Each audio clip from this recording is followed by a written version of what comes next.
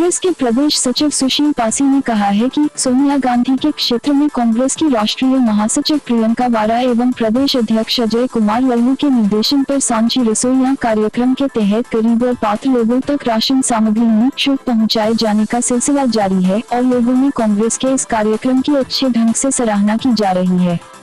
आपको बता दें कि प्रदेश सचिव श्री पासी ने कहा कि उनका लक्ष्य प्रत्येक पात्र परिवार तक सोनिया गांधी की मदद को पहुंचाना है, ताकि खाद्य सामग्री के अभाव में किसी परिवार को भूखा न सोना पड़े। उन्होंने बताया कि पाली गांव से शुरू किए गए इस अभियान क्षेत्र के कंसमीरा, ओली, पखनपुर के साथ साथ चंदापुर, ज्योना आदि गांव में सफलतापूर्वक संचालित किया गया है। उनका लक्ष्य विधानसभा बिछरावा के हर गरीब परिवार तक सोनिया और प्रियंका की राहत सामग्री किटों को पहुँचाना है। उन्होंने इस बात पर संतोष जताया कि कांग्रेस, जिसका इतिहास रहा है कि देश में कठिन परिस्थितियों में कांग्रेस ने हमेशा समाज के दुर्बल, निर्धन, दलितों, शोषित व पीड़ितों और अकलियत के लोगों को मदद की थी, वह सिलसिला आज भी जारी है। प्रदेश सचिव श्री पासी ने इस बात पर खेद जताया कि आज कोरोना महामारी के प्रचंड प्रकोप के दौरान भी कुछ राजनीतिक दल इसमें किसी अन्य दल को अच्छा काम करते बर्दाश्त नहीं कर पा रहे हैं और वह उसमें रोड़ा डाल रहे हैं। उन्होंने पड़ोसी जनपद अमेठी में हुई घटना का उल्लेख करते हुए कहा कि विगत रविवार के दिन कांग्रेस के पूर्व राष्ट्रीय अध्यक्ष राहुल गांधी द्वारा कई ट्रकों में जो राहत सामग्री भेजी गई थी, केंद्रीय मंत्री स्मृति ईरानी के इशारे पर प्रशासन और पुलिस के लोगों ने उन ट्रकों को राशन सामग्री नहीं उतारने दी। उन्होंने कहा कि इससे यह साबित होता है कि केंद्रीय मंत्री स्मृति ईरानी के इशारे पर राहत सामग्री के वितरण को रुकवाकर गरीबों तक नहीं पहुंचने दिया गया। यह निंदनीय विषय है और इस तरह के आचरण भाजपा और उनकी नेता स्मृति ईरानी को शोभा नहीं देता है, क्योंकि यह कालखंड संकट भरा है। इसमें जो कोई भी सहायता करना चाहे उसे रोका नहीं जाना चाहिए। श्री पासी ने दृढ़ता पूर्वक कहा कि कांग्रेस ऐसे राजनीतिक हस्तक्षेप के डर से अपना काम बंद नहीं करेगी और हर कीमत पर गरीबों, पीड़ितों और शोषितों तक इस संकट की घड़ी में राहत सामग्री पहुंचाने का काम करेगी। आइए देखते हैं ईस्ट इंडिया न्यूज के लिए रायबरेली से हमारे संवाददाता रजनीकांत आवृत्ति की रिपोर्ट। सुशील जी, कांग्रेस पार्टी के प्रदेश सचिव हैं आप, तो कार्यक्रम इस समय कोरोना महामारी के मद्देनजर क्या कार्यक्रम आयोजित किए जा रहे हैं कांग्रेस पार्टी की तरफ से? कांग्रेस पार्टी पूरे देश में जो है कोरोना की महामारी से लड़ने के लिए युद्ध स्तर पर कार्य कर रही है और 1 जनवरी में ही आदरणीय राहुल गांधी जी ने देश को सजग किया था कि कोविड-19 के बारे में किसी कारणवश ही सही हम फरवरी तक सचेत नहीं हुए और मार्च तक सचेत नहीं हो पाए, लेकिन अब इस समय पूरा देश मिलजुल करके इस कोरोना की लड़ाई में अपनी अपनी भूमिका अदा कर रहा है। उसी कड़ी में हमारे कांग्रेस पार्टी भी पूरे देश में इस महामारी से लड़ रही है और उत्तर प्रदेश में आदरणीय अजय कुमार लल्लू जी और हमारी नेता राष्ट्रीय महासचिव आदरणीय प्रियंका गांधी जी के नेतृत्व में पूरा उत्तर प्रदेश इस समय कांग्रेस की रसोइयां के नाम से कार्यक्रम चलाया जा रहा है, जिसमें गरीब जरूरतमंद लोगों को राशन किट और भोजन के लंच पैकेट देने का काम किया जा रहा है। ये जिले स्तर से लेकर विधानसभा स्तर तक ये कार्यक्रम किया जा रहा है और मैं भी इसमें लगातार जब से लॉकडाउन शुरू हुआ है प्रतिदिन मैं अपने रसोइया से निकल करके कांग्रेस की रसोइया से राशन लेकर के और लंच पैकेट लेकर के मैं गांव-गांव, गली-गली घूम रहा हूं। मैं आपके चाहे पाली हो, चाहे अतरेटा हो, चाहे ओई हो, चाहे कंसमीरा हो, चाहे पकनपुर हो, सारे गाँवों में लगातार मैं जा रहा हूँ। आज भी मैं चंदापुर, ज्योना की तरफ, दौतरा की तरफ मैं जा रहा हूं। लोगों से कोरोना की महामारी के बारे में उन्हें सजग कर रहा हूं और उनसे लॉकडाउन में रहने की अपील भी कर रहा हूं और ज़रूरतमंद को उसकी समस्याओं का समाधान भी कर रहा हूं। उन्हें राशन किट पहुंचाना, राशन पहुंचाना और उनकी यथासंभव, यथाशक्ति उनकी मदद करना, ये काम कांग्रेस जो है पूरे देश स्तर पर कर रही है। इस मौके पर मुझे एक बहुत दुखद बात लगती है जब प्रशासन पक्षपात करता है और भेदभावपूर्ण नीति अपनाता है। अमेठी में राहुल गांधी जी ने अमेठी वासियों के लिए राशन मुहैया कराने के लिए, किट मुहैया कराने के लिए 10 ट्रक राशन अमेठी के लोगों के लिए उन्होंने मुहैया कराया। लेकिन बदले की भावना से अमेठी कार्यालय पर जिस तरीके से प्रशासन ने जाके छापामारी की और वहां के रविवार के दिन होते हुए भी ये जो घटना की गई है, ये श्रीमती स्मृति ईरानी जी के इशारे पर की गई है। उनको लगता है कि सेवा करने का अधिकार कांग्रेस को नहीं है। उन्हें शायद ये नहीं पता है कि देश में सेवा और संघर्ष कांग्रेस करती है, करती चली आ रही है।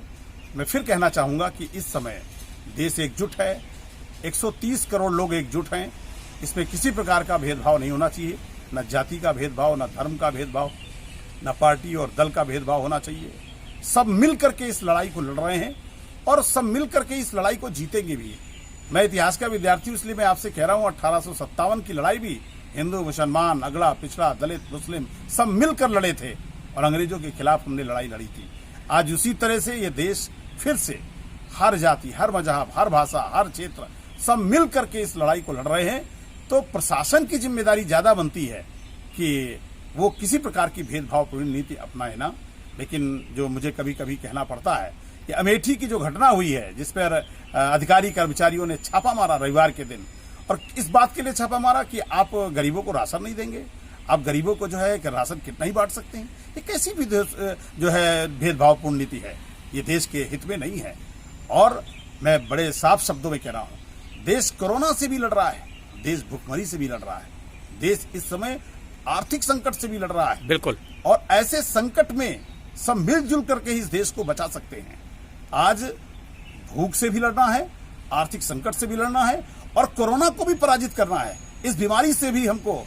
और एक बात और कहना चाहूंगा, इस कोरोना से हमको एक सीख मिलेगी कि जो देश के अंदर स्वास्थ्य विभाग के लिए मात्र केवल 1.7% स्वास्थ्य सेवाओं पर खर्च किया जाता था सकल घरेलू उत्पाद का, हम उम्मीद करते हैं कि अब आने वाले समय में हमारे देश की सरकारें 9% कम से कम इस देश में स्वास्थ्य व्यवस्था पर खर्च करेंगी।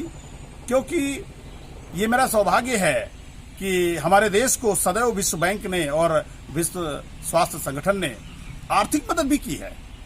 पीएम केयर्स फंड में भी बहुत सारा पैसा आ चुका है और इस पैसे का जो लगातार इस देश के हर नागरिक दे रहा है, चाहे वो सरकारी कर्मचारी हों, अधिकारी हों, चाहे हमारे खेल की दुनिया के लोग हों, चाहे फिल्मी दुनिया के लोग हों, चाहे उद्योगपति हों, मतलब देश का एक एक नागरिक दे रहा है। तो मेरा निवेदन है कि भाई इस पे बंदर बाट नहीं होना चाहिए, कोई खेल नहीं होना चाहिए। ये पैसे देश का है, देश हित में ही लगना चाहिए।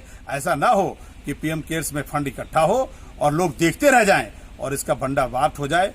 क्योंकि हमारे बैंक में बहुत बड़ा घोटाला हुआ, देश की सरकारें देखती रह गई, बैंक के बैंक खाली हो गए, पैसा यहां से देश से विदेशों में चला गया। तो मैं आगाह कर रहा हूं, मैं कोई आरोप नहीं लगा रहा हूं, लेकिन मैं आगाह कर रहा हूं कि ऐसे संकट के समय में कोई खेल नहीं होना चाहिए, वरना इस देश की जनता कभी किसी को माफ नहीं की है और ये देश की जनता कभी किसी को माफ नहीं करेगी। धन्यवाद। Thank you. जी सुशील जी, आगे क्या कहना चाहेंगे? मैं आपके माध्यम से अपील करना चाहूंगा सरकार से कि इस देश में जो आर्थिक संकट आया है, इस संकट में बहुत बड़ी भूमिका केंद्र सरकार निभा सकती है। और जो आदरणीय राहुल गांधी जी की योजना है, न्याय योजना, आप इसका नाम बदल लें अलग बात है, लेकिन इस योजना को तत्काल लागू कर दें। इसमें हर परिवार को 6,000 रुपया महीना देने का प्रावधान है। अगर 6,000 रुपये प्रति माह गरीब कमजोर लोगों को मिलने लगेगा तो उनकी क्रय शक्ति बढ़ेगी। चाहे वो किसान हो, चाहे मजदूर हो, चाहे वो सड़क पर छोटे छोटे व्यवसायी थे, ठेला लगाने वाले, गुमचा लगाने वाले, रिक्शा चलाने वाले, उनकी स्थिति बहुत नाजुक होती चली जा रही है। बिल्कुल। ऐसे स्थिति में 6,000 रुपये प्रति माह अगर उनको मिलता है तो क्रय शक्ति उनकी बढ़ेगी और जब क्रय शक्ति बढ़ती है तो भारत का जो आर्थिक पहिया है वो चलने लगेगा। मैं फिर अपील करूंगा कि एक तरफ जहां आप राशन मुहैया कराने की जो योजना है, सार्वजनिक वितरण प्रणाली, मैंने बार बार कहा कि ये 2013 में आदरणीय प्रधानमंत्री माननीय मनमोहन सिंह की योजना थी कि हम फूड एक्ट के तहत जो है सार्वजनिक वितरण खाद्य सुरक्षा अधिनियम के तहत प्रत्येक परिवार को हम 35 किलो राशन देने का काम करें। अब आपने वादा किया है कि हम दाल देने का काम करेंगे, लेकिन महीना भर बीत गया है, अभी तो परिवारों को दाल नहीं मिल रही है। तो आप जब तक इस योजना को यथार्थ के धरातल पर उतारेंगे, उससे पहले है कि आप ये 500 रुपए देने की बजाय 6,000 रुपए क्यों नहीं दे देते, और ये योजना लागू हो जाएगी और दाल भी खरीद लेंगे और हर चीज, राशन, दवा, जो भी उनको जरूरत है वो खरीदने का काम करेंगे। वरना आपका ये योजना जो है वो, उसमें मुझे ड्रामा नजर आता है। आप 500 रुपए जमा देते हैं, 1,000 रुपए देते हैं, फिर आप कहते हैं गैस खरीद लाइए, जो पैसा उसको मिला वो गैस में चला गया, अब वो फिर खाली हाथ पड़ा रह जाता है। उसके दर्द को समझिए। इस सरकार से मैं कहना चाहूंगा कि 80 करोड़ लोग इस देश में ऐसे संकट में हैं, इसमें आपकी मदद की जरूरत है, और पैसे की कोई कमी नहीं है इस देश में। ये देश में केंद्रीकरण हुआ है धन का, बहुत पैसा है, मैं नाम नहीं लेना चाहूंगा। अगर उद्योगपति दरिया दिल से रूप से आपको पैसा दे रहे हैं, तो केंद्र सरकार को भी इस समय पैसा देना चाहिए। तमाम तरह के संगठन है, राजनीतिक संगठन है, धार्मिक संगठन है, खेल की दुनिया में क्रिकेट के पास, बीसीसीआई के पास पैसा पड़ा है। देश में पैसे की कोई कमी नहीं है। देश में धन का केवल केंद्रीकरण हुआ है। अब वक्त आ गया है कि इसका विकेंद्रीकरण कर दिया जाए। उस धन को जरूरत है कि जरूरतमंद लोगों के पास पहुंचाया जाए। मैं बार बार अपील कर रहा हूं, धन में अभी कोई समस्या नहीं है हमारे देश के पास, लेकिन धन का जो केंद्रीकरण हुआ है, अब अनुच्छेद जो 38 है उसका अनुपालन होना चाहिए। इस पे साफ साफ कहा गया था कि हमारी प्राकृतिक संसाधन और धन का कभी भी केंद्रीकरण नहीं होना चाहिए, विकेंद्रीकरण होना चाहिए। तो मैं अपील करूंगा कि इस समय धन गरीब लोगों तक पहुंचाया जाए, ताकि उनकी क्रय शक्ति बढ़े और उनकी जरूरतमंद के लिए वो हर चीज खरीद सकें। बहुत बहुत धन्यवाद।